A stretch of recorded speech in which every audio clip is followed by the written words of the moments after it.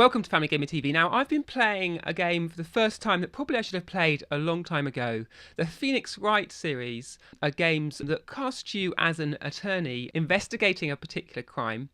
You meet all sorts of characters and you go to the crime scene, you find items and you create a court case and then you take the case to court. Now, most people will have played this before. It's a long line of sort of visual adventure, action adventure games where you're sort of puzzling your way through these different intricate sort of web of lies to try and find the truth behind each of the cases. It started life back on the GBA, and there was a tradition of bringing those GBA releases from Japan over to Europe and the US on the DS, so a lot of those were converted to DS games. And then most recently, the Apollo Justice game on the DS was the first original DS game, but now the game made specifically for the 3DS, Phoenix Wright, Ace Attorney, Dual Destinies. And now in this game, you're joined by a sort of a rookie attorney, a young girl who's recently qualified, recently joined the bar, and with her and with Apollo Justice and the other characters that you'll know from the series, you work your way through 5 different cases.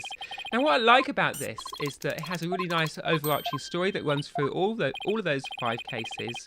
But each individual case and each individual story is self-contained. So much like reading a chapter of a book or maybe a magazine, you can sort of work through this, read the sort of the visual graphic novel style presentation and work through the puzzles in a self-contained way. You get to the end of your chapter, you can put it away and maybe pick it up the next day. But I think what really makes Phoenix Wright so compelling are the characters. Now, I saw this in a previous Capcom game that I really enjoyed called Ghost Trick. Now, in that on the DS, it was much more of a puzzle game and you had sort of intricate different scenes set up. You had to cause chain reactions to progress and to undo the crime, to work out who had committed the murder. And in that game, there were some really strong characters. I remember particularly Missile the dog, and anyone who's played that will probably raise a smile to remember that character. And equally, in the Phoenix Wright games, they have that strong focus on characters. And on the 3DS, those characters and those settings look all the better. Rendered in full 3D, not only with the sort of 3D slider, but actually rendered with a sort of 3D graphics engine. This game looks sort of every bit the part it should on the latest generation of handheld consoles. Now, that's important because you're going to spend a lot of time reading and a lot of time interacting with these different characters. So if they weren't compelling or weren't sort of intriguing caricatures, I think you would soon get bored. But for me, I found I was soon sucked in, as a first-time player to Phoenix Wright, to the world, to the way the game proceeds, to the way you slowly piece together evidence. And then at certain points in the trial and certain points in conversations, you can pull out pieces of evidence and present them and say, objection, or hold it, and ask somebody to reiterate what they've said in light of a new piece of evidence. And by that, you uncover inconsistencies and potentially lies in some of the statements that you're sold by the people you met.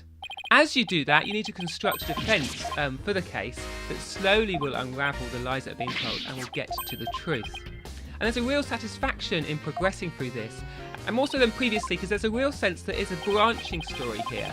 And you can't just do trial and error to find all the right answers, and you need to pick your way through the case sort of piece by piece, making sure you don't miss any evidence.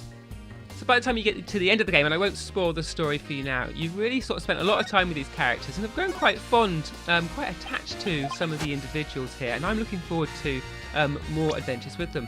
Now, in that light, you can download some DLC content that gives you some outfits so you can play the game wearing different costumes. But equally, there's a whole other chapter that stands in its own right, a 6th chapter that you can play as Ace Attorney, Dual Destinies. Now, if you haven't tried the Ace Attorney Phoenix Wright games, then I would say give them a go. As I say, I really enjoyed Ghost Trick, and that was enough to think perhaps I should give Phoenix Wright a try as well, and I'm really glad.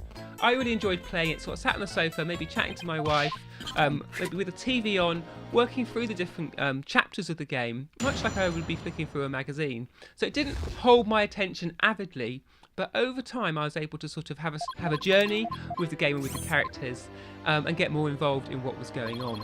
It's only $19.99 in the eShop. You can only buy it by download, but I think at that price it's well worth checking out. That's all we've got time today on Family Gamer TV, but in our new daily mode, we'll be back with more tomorrow.